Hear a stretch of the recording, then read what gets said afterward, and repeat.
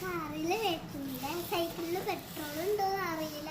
ഏത് ദിവസം പെട്രോൾ ഇല്ലാത്ത മഴക്കാലമായോണ്ട് മഴ ഒരു വന്നു കഴിഞ്ഞാൽ അത് പൊട്ടി. കാരണം സ്റ്റിച്ച് ചെയ്ത് വെച്ചിട്ടല്ലേ.